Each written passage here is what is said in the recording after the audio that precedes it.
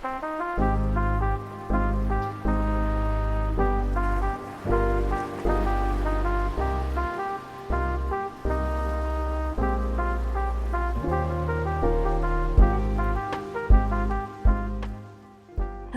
everyone, and welcome back to the Rhode to Pregnancy podcast, where we provide you with pregnancy-related information and local accessible resources here in Rhode Island.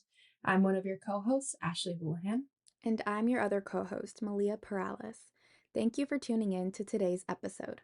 So March is Endometriosis Awareness Month. So we decided to do a special episode this week dedicated to all things endometriosis. Endometriosis is more common than you might think. It affects about 1 in 10 women of reproductive age, which is usually between ages 20 and 40.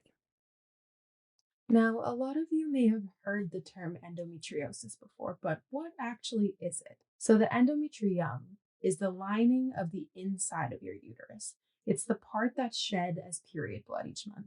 And normally, as you would expect, it's only found within the uterus. Right. And endometriosis is when that endometrial tissue or the innermost lining grows outside of the uterus. The most common places it can grow include the fallopian tubes or the ovaries, but sometimes it can spread more distantly into your abdomen. And since this tissue is similar to the lining of your uterus, it responds to estrogen, causing it to bleed, grow, or scar. And when it does this, the surrounding tissues or structures can become really inflamed, causing pain. Exactly, Ashley. Pain is one of the most common symptoms. So, people with endometriosis will typically have very painful, crampy, or heavy periods. They may experience increased pain outside of their period as well. And this pain might not be located directly in your pelvis. It can be in your belly or even in your back. Some people can describe it as radiating down their legs. Another very common symptom is pain with urination or defecation, usually caused by the presence of that inflamed endometrial tissue on parts of the rectum or the urinary tract. People may also experience pain with intercourse, constipation, diarrhea, or bloating. You can get lots of abdominal symptoms from the presence of that tissue in your abdomen. Now, you may be wondering what causes endometriosis? And unfortunately, researchers and healthcare professionals don't fully understand it, but we believe that a dysregulated immune system may play a role. Research has shown that people with endometriosis have higher rates of other autoimmune conditions like lupus or Crohn's and ulcerative colitis. Another theory involves something called retrograde menstruation. So, the fallopian tubes are the two tubes that come off of your uterus. They're responsible for picking up an egg from each ovary and allowing it to travel into the body of your uterus each month to get fertilized. The fallopian tubes are actually open at the end to the rest of your pelvis. So, when you menstruate or get your period, the blood and tissue may flow backward through the fallopian tubes and into your pelvis. However, one flaw to this theory is that many people experience retrograde menstruation, but not everyone has endometriosis. And so, therefore, it's likely that there are other factors at play. Exactly. And now let's move on to diagnosis. So, the only way to definitively say for sure if someone has endometriosis is to do an exploratory surgery called a laparoscopy. During the surgery, very small incisions are made on the belly to insert cameras and various tools.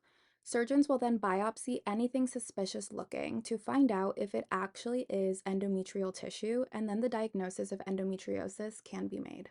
Exactly.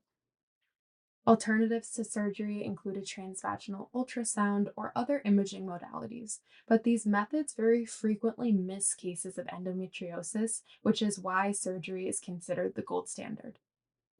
One of the major reasons we're talking about endometriosis today is because so many women with endometriosis experience delays in their diagnosis. Yes, and because we don't fully understand what causes it and don't have the best technology to diagnose it, it actually takes an average of 4 to 11 years from the onset of symptoms for women to be diagnosed with the condition.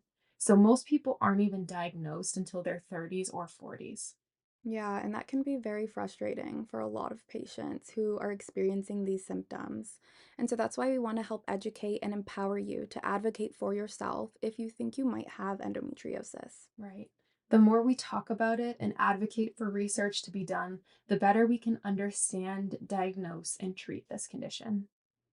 Now, speaking of treatment, Ashley, what are the options? Great question. So, treatment of endometriosis kind of depends on the severity of the condition, the amount of pain you're in, and your age. Also, a little bit of your reproductive goals for the future. So, when the biggest concern is pain, medication or birth control is usually the first line option that most doctors will propose. Yeah, so NSAIDs like Advil can help calm inflammation during your period. Hormonal medications like birth control or IUDs can slow the hormonally driven growth of the tissue and limit the progression of the condition. Unfortunately, none of these medications can get rid of the tissue once it's already grown. The option for that is surgery to remove the adhesions. And removing those adhesions and that extra tissue during surgery can help improve pain and fertility. The downside to surgery is that about 8 in 10 women will experience pain again within 2 years of their surgery.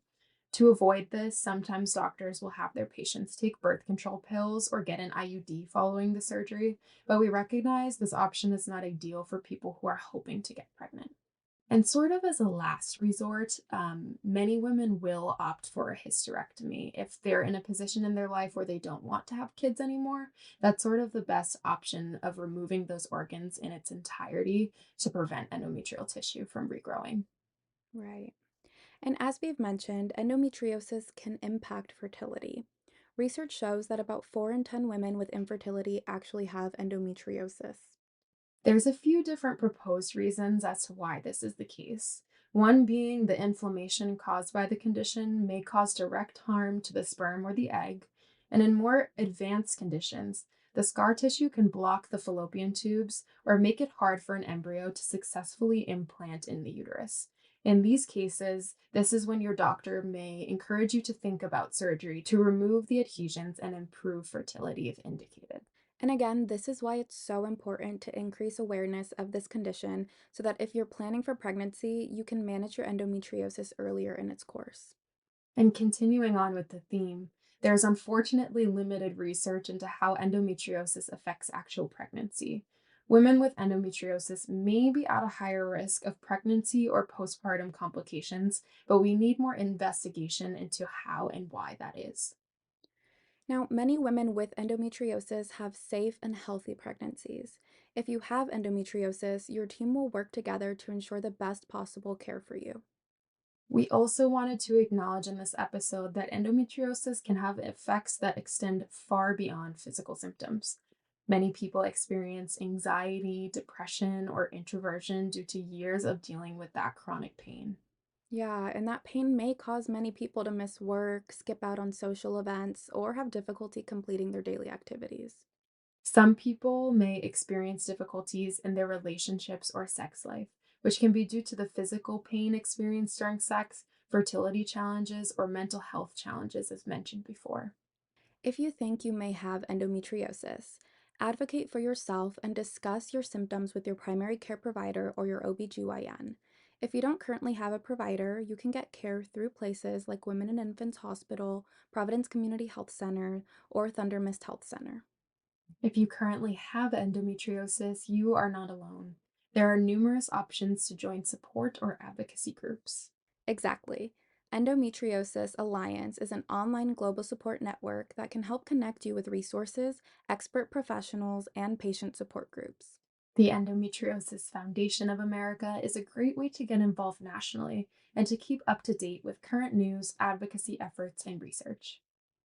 As always, any resources that we mentioned will be linked for you in the show notes. Thank you so much for joining us on today's special episode of the Road to Pregnancy podcast to recognize Endometriosis Awareness Month. Don't forget to follow us on Instagram at Road to Pregnancy for updates, helpful tips, and more pregnancy related information. See See you you next next time. time.